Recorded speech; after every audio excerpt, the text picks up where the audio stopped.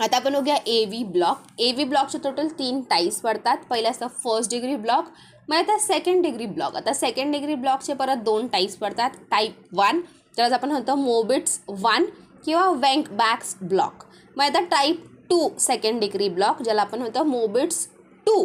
मग third degree block ज्याला आपण म्हणतो कम्प्लीट हार्ट ब्लॉक किंवा complete A V block. So 3 काय झालं, फर्स्ट डिग्री, मग सेकंड डिग्रीचे परत टाईप 1, टाईप 2 आणि third degree. Third degree block म्हणजेच असतं कम्प्लीट हार्ट ब्लॉकेज.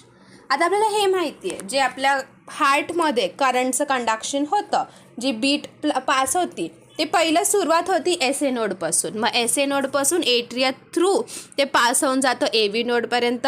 मग ए व्ही नोडमधून तो करंट जातो बंडल ऑफ हिस, मग आपलं राईट लेफ्ट बंडल ब्रांचेस, मग पर्किंचे फायबर्स आणि मग वेंट्रिकल्सकडे. सो जी सुरुवात कशी होती आहे, एस ए नोडकडून ते जातं आहे ए व्ही नोडकडे आणि ए व्ही नोडपासून मग पुढे बंडल ऑफ हिस आणि मग सगळं वेंट्रिकल्सपर्यंत. आता जर ए व्ही नोडला काही माल फंक्शन झालं, ए व्ही नोड इज मेन ना, तिथून आता कसं असतं, वरती आहे आपलं एट्रिया, खाली आहे आपलं वेंट्रिकल्स आणि त्या दोन्हीच्या सेंटरला मध्ये असतं ए व्ही नोड. आता ए व्ही नोडमध्ये काही गडबड झाली तर पुढे वेंट्रिकल्सपर्यंत जे कंडक्शन चाललं आहे त्यात घोटाळा होणार. मग तुमचं अख्खं कॉन्ट्रॅक्शन, रिलॅक्सेशन ह्या सगळ्यामध्ये पण घोटाळा होणार. सो ए व्ही नोडला जर घोटाळा झाला काही तर मग हे 3 टाईपचे ब्लॉक्स पडतात. सो काय सांगितलं आपण, S A node to A V node जातं, मग A V node to bundle of His आणि अख्खं वेंट्रिकल्सपर्यंत तो करंट पास होतं. पण ए व्ही नोडला काही घोटाळा झाला, काही माल फंक्शन झालं, आता 3 टाईपचं माल फंक्शन होऊ शकतं आणि त्या अकॉर्डिंग मग 3 टाईपचे ब्लॉक्स पडतात. आता पहिला घोटाळा काय होऊ शकतो की आता ए व्ही जरा थकला आहे, पहिलं एकदम जोशमध्ये काय करायचं, इकडून पी वेव्ह आली, जसं ते आपण शिकलेलो की इथून आपण शुगर केन टाकतोय, लगेच समोरून चपटी होऊन बाहेर निघती. तसं आधी एकदम जोशमध्ये होता ए व्ही नोड, तो काय करायचा, चला पी वेव्ह आली, लगेच चपटी करा, QRS कॉम्प्लेक्स बाहेर काढून टाका, हे ते नॉर्मली करतं.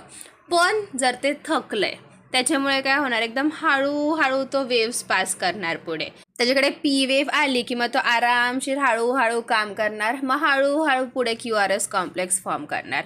सो पहिला घोटाळा काय होतोय, डिले इन कंडक्शन. म्हणजे तो सगळ्या बीट्स, जेवढ्या बीट्स त्याच्याकडे येत आहेत, जेवढे पी वेव्स येत आहेत, तो पुढे पास तर करतोय पण हळूहळू त्याची कंडक्शनची प्रोसेस आहे ती जरा स्लो डाऊन झाली आहे. So delayed conduction. पहिला घोटाळा काय होतोय की पहिलं जसं जोशमध्ये तो पी वेव्हला लगेच QRS, पी वेव्हला लगेच QRSमध्ये कन्वर्ट करायचा, पण आता त्या स्पीडनी होत नाही आहे. सो त्यामुळे पहिला घोटाळा होता आपला डिले इन कंडक्शन. आता प्रत्येक जी बीट येते ती ए व्ही नोड थ्रू पास तर होतीये, पण फक्त जरा हळू, जे नॉर्मली ज्या स्पीडनी होते त्यापेक्षा जरा स्लो ते पास होते. सो हे झालं आपलं first degree block. So first degree block म्हणजे काय असतं की नॉर्मली ज्या स्पीडने आपलं कंडक्शन होते ते स्पीड जर कमी झालं, कंडक्शन हळूहळू व्हायला लागलं आहे, एक स्पीड ठरला आहे ना आपला, त्या स्पीडनेच पुढे कंडक्शन झालं पाहिजे, पण जर ते हळूहळू व्हायला लागलं तर हे होतं आपलं फर्स्ट डिग्री ब्लॉक. आता याच्यामुळे ECGमध्ये काय चेंजेस तर आपण पुढे बघूया. आता सध्या आपण कोणत्या ब्लॉकमध्ये काय होतं, कशामुळे तो ब्लॉक होता ते बघून घेऊया. फर्स्ट डिग्री ब्लॉक कळला. फर्स्ट डिग्री ब्लॉकमध्ये काय होतं आहे, डिले इन कंडक्शन. म्हणजे प्रत्येक बीट पास तर होतीये पण त्याचं कंडक्शन हळूहळू होतं आहे. हे झालं आपलं फर्स्ट डिग्री ब्लॉक. मग आता येतं second degree block. Second degree ब्लॉकमध्ये काय होतं, ए व्ही नोडमध्ये जरा ॲटिट्यूड येतो, तर म्हणतो मी काही वेव्सला पास होऊ देणार आहे आणि काही वेव्सला मी पास होऊ देणार नाही आहे. सो सेकंड डिग्री ब्लॉकमध्ये काय होतं आहे, ए व्ही नोडमध्ये जरा ॲटिट्यूड येतो आहे, तो काही पी वेव्सला पास होऊ देतो आणि काही पी वेव्सला पास होऊ देत नाही, त्याला रेस्ट्रिक्ट करून ठेवतो, त्यांना ब्लॉक करून ठेवतो आहे. सो सेकंड डिग्री ब्लॉकमध्ये काय होतं की काही पी वेव्स पास होत आहेत आणि काही पी वेव्स पासच होत नाही आहेत, आणि जर ते पास नाही झाले तर मग पुढे QRS कॉम्प्लेक्स नाही बनणार. हे सगळं आपण पुढे बघूया. पण काय लक्षात ठेवायचं आहे, सेकंड डिग्री ब्लॉकमध्ये काय होतं आहे, सेकंड डिग्री ब्लॉकमध्ये ए व्ही नोडला ॲटिट्यूड येतो आहे, त्यामुळे तो काही पी वेव्सला पास होऊ देतो आणि काही पी वेव्सला पास होऊ देत नाही, काही पी वेव्सला तो ब्लॉक करतो आहे. हे झालं आपलं सेकंड डिग्री ब्लॉक. मग आता आपलं third degree block, that is complete heart block. यामध्ये काय होतं, ह्यामध्ये आपल्या ए व्ही नोडमध्ये एवढा माज येतो की तो म्हणतो आता मी कोणत्याच वेव्स पास करणार नाही. आधी तरी सेकंड डिग्रीमध्ये जरा तो कॉन्सन्ट्रेट होता, काही लोकांना पाठवत होता, काही पी वेव्सला तो पास होऊ देत होता, पण थर्ड डिग्रीमध्ये त्यात तेवढा माज येतो की तो म्हणतो आता मी कोणत्याच वेव्सला पास होऊ देणार नाही आहे, तर मी एक पण बीट पुढे जाऊ देणार नाही आहे माझ्या थ्रू. आता ह्यानी असं केलं आहे म्हटलं, ह्यानी तर हात वर केले की मी तर हेल्प करणार नाही आहे, मी वेव्सला पासच होऊ देणार नाही आहे. असं ऐकून जे आपले एट्री आणि वेंट्रिकल्स आहेत ते म्हणतात ठीक आहे, आम्ही आमचं इंडिव्हिज्युअली बीट होतं, इंडिव्हिज्युअली आम्ही वेव्स पास करतो, तो त्याचे करेल, मी माझे करेल. सो यामध्ये काय होतं आहे, जो AV नोड आहे तो सगळ्या वेव्सला ब्लॉक करून टाकतो. तो म्हणतो मी वेव्सला पुढेच जाऊ देणार नाही आहे, मी नाही कोणाला पास होऊ देणार आहे. हे ऐकून आपले एट्री आणि वेंट्रिकल्स इंडिपेंडेंटली बीट करायला लागतात. ह्यालाच आपण म्हणतो complete heart block. Complete heart block का? कारण काहीच वेव्स पास होत नाही आहेत आणि त्यामुळे तुमचे एट्रिया स्वतः बीट करते, वेंट्रिकल स्वतः बीट करते. कोऑर्डिनेशन काहीच नाही, वरून जो हुकूम येतो तो खालीपर्यंत पोचतच नाही आहे, कारण तुमचा AV नोडमध्ये अतिमास चढल्यास होतो, तुमच्या वेव्सला पासच होऊ देत नाही आहे. ह्याला आपण म्हणतो complete heart block. So complete heart ब्लॉकमध्ये काय होतं आहे, AV नोड काहीच P वेव्स पास होऊ देत नाही, कोणत्याच P वेव्हला पास होऊ देत नाही. त्यामुळे काय होतं, शेवटी तुमचं एट्री आणि वेंट्रिकल इंडिपेंडेंटली बीट करतं. सो हे झाले आपले 3 टाईप्स ऑफ AV ब्लॉक. पहिल्या ब्लॉकमध्ये काय होत होतं, फर्स्ट डिग्री ब्लॉकमध्ये कंडक्शन स्लोली होतं आहे. सेकंडवाल्यामध्ये काही P वेव्स पास होऊ दिल्या जात आहेत, काही P वेव्सला ब्लॉक केलं जातं आहे. थर्ड डिग्री ब्लॉकमध्ये कोणत्याच P वेव्हला परमिशन नाही आहे AV नोड थ्रू पास व्हायची, त्यामुळे कोणतीच P वेव्ह पास होऊ शकत नाही. सो या केसमध्ये तुमचे एट्रिया आणि वेंट्रिकल्स इंडिपेंडेंटली बीट करायला सुरू होतात. सो आता वेगळ्या वेगळ्या टाईप्सच्या ब्लॉकमध्ये ECG कसा दिसतोय आपण बघूयात. पहिलं येतं आपलं first degree heart block. First degree heart ब्लॉकमध्ये आपण काय पाहिलेलं आहे, यामध्ये कंडक्शन हळूहळू होत असतं. सगळ्या वेव्स पास तर होतात, पण जे नॉर्मल स्पीडने आधी कंडक्शन व्हायचं त्या स्पीडने आता होत नाही. आता जरा थकलाय तो AV नोड, त्यामुळे तो हळूहळू पास करतो. असं हळूहळू पास केल्यामुळे जी आपली PR इंटरवल असते, नॉर्मल आपली PR इंटरवल मॅक्स 0.2 सेकंड्सची असते, म्हणजे मॅक्स 5 स्मॉल बॉक्सेस एवढी असती. पण या केसमध्ये सगळं स्लो झालं आहे, त्यामुळे आपली PR इंटरवल एलॉंगेट होती, PR इंटरवल डिले होती. सो जो आपला PR इंटरवल 5 स्मॉल बॉक्सेसचा होता तो आता वाढलेला असतो. PR इंटरवल म्हणजे काय, P वेव्हच्या स्टार्टिंगपासून ते QRS कॉम्प्लेक्सच्या स्टार्टपर्यंत एवढा जो टाईम आहे हा 5 स्मॉल बॉक्सेस एवढा असावा, पण तो वाढतो. फर्स्ट डिग्री हार्ट ब्लॉकमध्ये प्रोलॉंग्ड PR इंटरवल असतं. हे काय होतं, कारण AV नोड एकदम हळूहळू पास करतोय. ऑल्दो तो सगळ्या वेव्सला पास करतोय, सगळ्या तुमच्या बीट्समध्ये QRS कॉम्प्लेक्स असणारे, P वेव्ह असणारे, सगळं असणारे, फक्त PR इंटरवल वाढलेला असणार आहे. सो ह्यात काय असतं, सगळं नॉर्मल असतं, नॅरो QRS असतं, सगळं इक्वल इंटरवल्सला असतं, इथं आपला रेग्युलर रिदम असतो. एकच प्रॉब्लेम होतो फर्स्ट डिग्री हार्ट ब्लॉकमध्ये ECGमध्ये, काय दिसतं, प्रोलॉंग्ड PR इंटरवल दिसतं, कारण कंडक्शन हळूहळू होतं आहे. नॉर्मल कंडक्शन होत असतं तर 0.2 सेकंड्सच्या आतमध्ये जे आपलं करंट आहे तो आपलं ह्याच्यापासून SA node to AV node to लगेच पुढे बंडल ऑफ हीजपर्यंत पोचून जातं सगळं. पण इथे स्लो झाल्यामुळे टाईम लागतोय, त्यामुळे PR इंटरवल वाढलेली दिसती. सो फर्स्ट डिग्री हार्ट ब्लॉकमध्ये काय दिसतं आपल्याला, प्रोलॉंग्ड PR इंटरवल. बाकी सगळं नॉर्मल असतं, QRS तुमचं नॅरो असतं, सगळं रेग्युलर रिदम असतं, म्हणजे सगळं इक्वल इंटरवल्सवर असतं. एकच गोष्ट बघायची ह्यात, काय दिसतं आपल्याला, प्रोलॉंग्ड PR इंटरवल, जो नॉर्मल स्मॉल 5 बॉक्सेसचा असतो त्यापेक्षा आता वाढलेला असतं. सो प्रोलॉंग्ड PR इंटरवल हे आपल्याला दिसतं in first degree heart block. का दिसतं, कारण AV नोड थ्रू जे कंडक्शन व्हायचं होतं ते जरा आता स्लो झालेलं आहे, जरा स्लोली तो काम करतोय, त्यामुळे आपल्याला प्रोलॉंग्ड PR इंटरवल दिसतो. मग आता येतं आपलं second degree heart block. Second degree heart ब्लॉकचे 2 टाईप्स असतात, ते आपण पाहिलेलं. 2 टाईप्स पडतात, टाईप 1, टाईप 2. टाईप 1लाच आपण म्हणतो मोबिट्स 1 किंवा आपण म्हणतो वेनकेबॅक्स ब्लॉक. सो टाईप 1ला आपण म्हणतो मोबिट्स 1 किंवा वेनकेबॅक्स ब्लॉक. यामध्ये काय होतं, जो आपला PR इंटरवल आहे तो हळूहळू वाढत जातो आणि मग एक बीट ड्रॉप होती. म्हणजेच काय, पहिलं जो आपलं कंडक्शन आहे ते थोडं स्लो झालं आहे, मग नेक्स्ट बीटला अजून स्लो कंडक्शन झालं आहे, नेक्स्ट बीटला अजून स्लो कंडक्शन झालं आहे आणि मग एक बीटच ड्रॉप झाली आहे. म्हणजे काय केलं, तो थकला आहे, तुमचा AV नोड थकला आहे.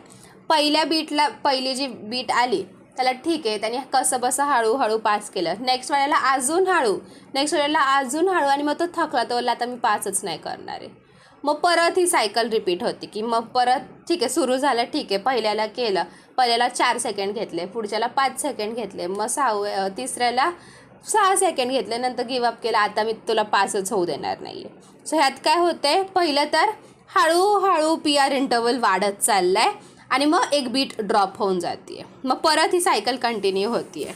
काय होतं आहे की पहिलं तर तो थकलेला आहे, सो मुळातच तो थकला आहे म्हटलं हळूहळू तो बीट्स पास करतो आहे. पहिल्याला जेवढा टाईम घेतला आहे सेकंडला अजून जास्त टाईम घेतो आहे, थर्डला अजून जास्त टाईम घेतो आहे, मग गिवअपच करतो आहे. म्हणते आता बस, आता नाही मी बीट पास होऊ देणार आहे. मग तिथं QRS कॉम्प्लेक्स येणारच नाही. मग परत ही सायकल रिपीट होती आहे. सो यात काय होतं आहे, तुमची PR इंटरवल जो आहे तो हळूहळू वाढत चालला आहे आणि एका पॉईंटनंतर जेव्हा तो बीट पासच होऊ देत नाही आहे. आता जर मी शुगर केन माझा जो आहे तो मी त्या मशीनमधून टाकला पण ते ब्लॉक झाली मशीन, तर तो बाहेर चपटा होऊन निघणार आहे का? नाही. तसंच P वेव्ह पासच झाली नाही आहे तर QRS कॉम्प्लेक्स येईल का तुमचा? QRS कॉम्प्लेक्स फॉर्मच होणार नाही आहे. सो इथे आपण बघू शकतो चौथ्यावाल्या बीटला त्याने पासच होऊ दिला नाही आहे. सो चौथ्यावाल्या बीटची QRS कॉम्प्लेक्स बनली आहे का? नाही. आणि QRS कॉम्प्लेक्स आहे P वेव्ह पण बनली नाही आहे. सो इथे काय होतं आहे, ग्रॅज्युअली PR इंटरवल वाढत जातो आहे आणि मग एक बीट ड्रॉप होऊन जाते, एक बीट ॲब्सेंट आहे. मग परत ही सायकल कंटिन्यू होती आहे.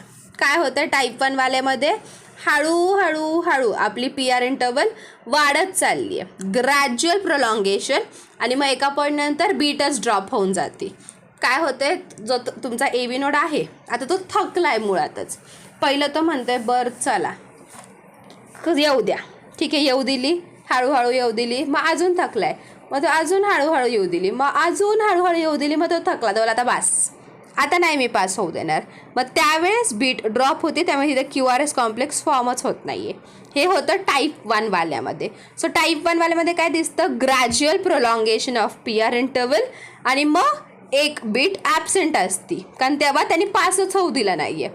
मग परत ही सायकल कंटिन्यू होती. नेक्स्ट वाल्यात पण सेम, हळूहळू PR इंटरवल वाढत जाणार, मग एक बीट ड्रॉप होऊन जाणार. आणि हे सगळं इररेग्युलर रिदम आहे कारण पहिल्याची PR आणि सेकंडची PR ह्यात डिफरन्स आहे. मग थर्डची तर अजून मोठं PR इंटरवल आहे. सो हे इररेग्युलर रिदम असतो. इथं लक्षात ठेवायचं, जे आपलं फर्स्ट डिग्री आणि थर्ड डिग्री आहे यामध्ये रेग्युलर रिदम असतो आणि सेकंड डिग्रीच्या दोन्ही टाईप्समध्ये इररेग्युलर रिदम असतो. सो टाईप 1 तर कळलं आहे, ह्यात हळूहळू ग्रॅज्युअल प्रोलॉंगेशन ऑफ PR इंटरवल आणि मग एक बीट ॲब्सेंट असते, एक बीट ड्रॉप होऊन जाते, मग परत ही सायकल कंटिन्यू होत राहते. हे झालं आपलं type 1 second degree heart block. आता नेक्स्ट आता type 2 that is मोबिट्स 2 second degree heart block. आता मगाशी काय होत होतं, तो थकत चाललेला आणि मग एका पॉईंटनंतर त्याच ॲटिट्यूड एवढं होतं की आता मी सोडणारच नाही आहे तुम्हाला.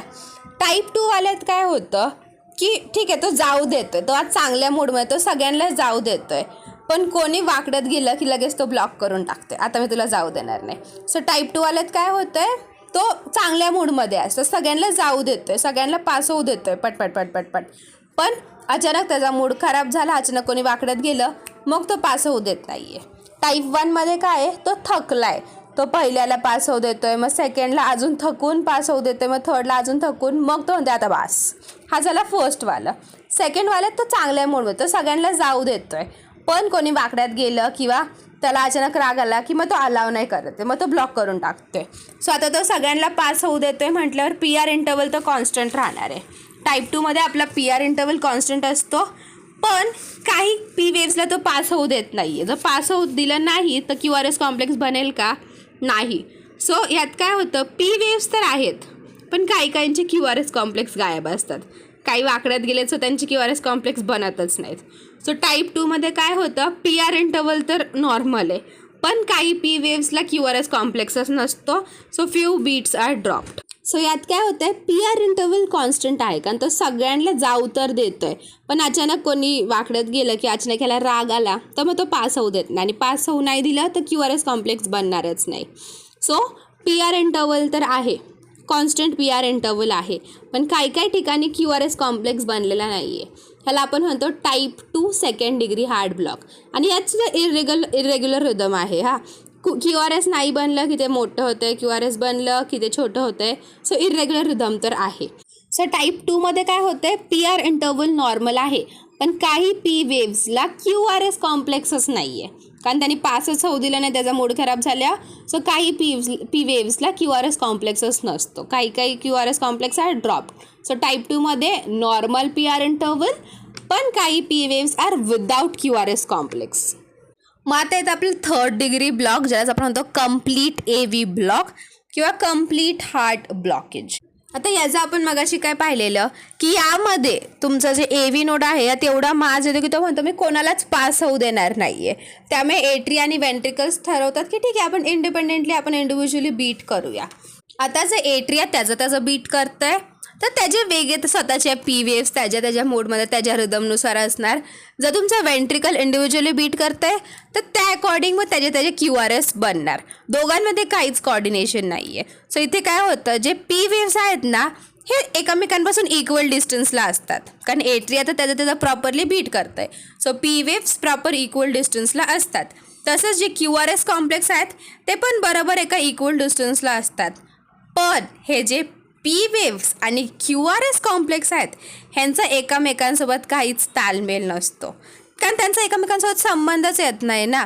ते एट्रिया त्याचं बीट करतं आहे, वेंट्रिकल्स त्याचं बीट करतं आहे. आता स्कूलमध्ये कसं व्हायचं, रोज असायचे, हे 2 रोज काहीतरी वेगळं बोलत आहेत, हे 2 रोज काहीतरी वेगळा टेबल बोलत आहेत. सो काही कॉर्डिनेशन असणार आहे का, जर हा रो 2चा टेबल बोलतो आहे, हा 3चा टेबल बोलतो आहे, काहीतरी त्यांचं मॅच होणार आहे का, नाही. सो इथे तसंच होतं आहे की हा त्याचा पी वेव्स चालले तिकडे त्याचे QRS बनलेत, एकत्र हे काहीच ह्यांचा संबंध नाही आहे. जी पी वेव्ह आहे, आता नॉर्मली कसं असतं प्रत्येक पी वेव्हला त्याचा QRS कॉम्प्लेक्स असतो, पण इथे पी वेव्स आणि QRS कॉम्प्लेक्स ह्यांचा काहीच संबंध नसतो, काहीच कोरिलेशन नसतं पी वेव्ह आणि QRS कॉम्प्लेक्सच्यामध्ये. पी वेव्ह त्याच्या धुंदीत, QRS कॉम्प्लेक्स त्याच्या धुंदीत.